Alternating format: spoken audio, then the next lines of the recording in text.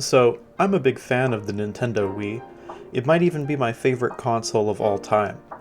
I've collected a ton of games for it, some of which are better than others. Over the past couple of years, I've amassed so many, in fact, that I haven't yet had the chance to get to them all. I'll be the first one to admit the platform has a ton of shovelware. There were over 1,600 games released for the thing, and in that mountain, there are a lot of stinkers. When I first came across this one called Fortune Street, with Mario and Dragon Quest characters on the cover, I thought, why not? And picked it up. Little did I know, I had just acquired what is possibly the best hidden gem for the Nintendo Wii. Developed by Square Enix, Fortune Street is actually just one game in a long-running series that had previously never left Japan. Originally called Itadaki Street, the first game was released on March 21st, 1991 for the Famicom, and was created by Dragon Quest designer Yuji Horii. Since then, new installments have been released for the Super Famicom, PlayStation 1, PS2, PSP, Nintendo DS, Android and iOS, PS4, and even the Vita. It's crazy to think a series this popular wouldn't hit the West until this Wii version that was published by Nintendo in 2011, allowing for the addition of Mario characters to the roster.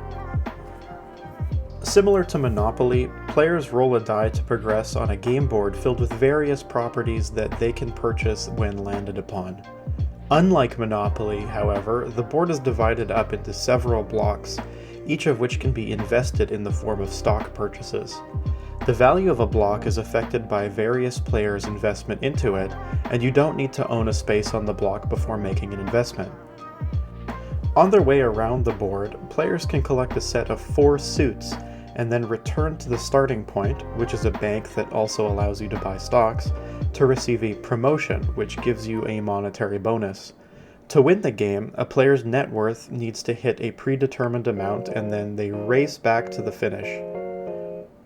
A player's net worth includes gold on hand, value of owned stocks, and property value. Similar to Mario Party, there are several different boards to play on that come in various shapes with different routes. Aesthetically, a lot of this game looks like Mario Party, and if you were to just glance at it passing by, you may mistake it for an entry in that series. Unlike Mario Party, this really isn't a mini-game focused title. It's squarely focused on property management, which I think is ultimately a good thing and serves to set it apart. On the board, there are various non-property titles you can land on that affect the game in various ways. Let's go over some of the more interesting ones. I've already mentioned the bank, so let's go over some of the other tiles that mix things up. There are 4 different suit squares: a spade, heart, diamond, and clover. You simply need to pass over the tile to collect the suit, which you'll need all 4 of for a promotion. If you stop on the tile, you're able to uncover a card on a board that will give you a random bonus or debuff. Over the course of the game, you'll want to try and hit as many of these cards adjacent to each other as possible, because you get an increasing gold bonus the more adjacent cards you've chosen. This is a shared board, so other players can interrupt this bonus by cutting off their line.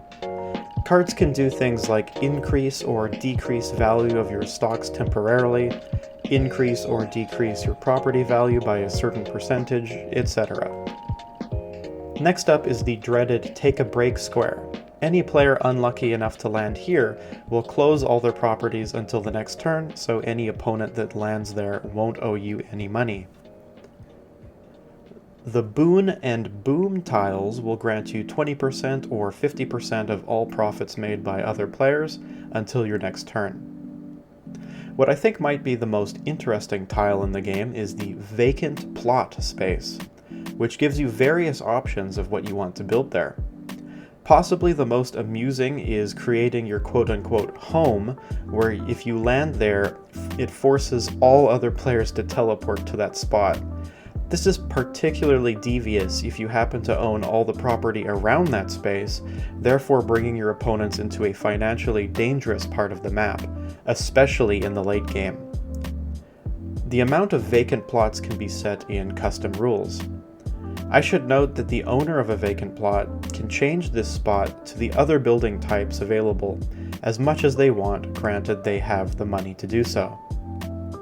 One of the more devious features of this game is the ability to forcibly purchase an opponent's property, as long as you're willing to pony up 5 times its value. It even plays an evil little song when you do it. Overall, this game is a total blast to get 3 friends together to play, and if you can, I highly recommend you check it out. Have you played this game? Let me know in the comments. Please consider subscribing to the channel, it would mean a lot to me.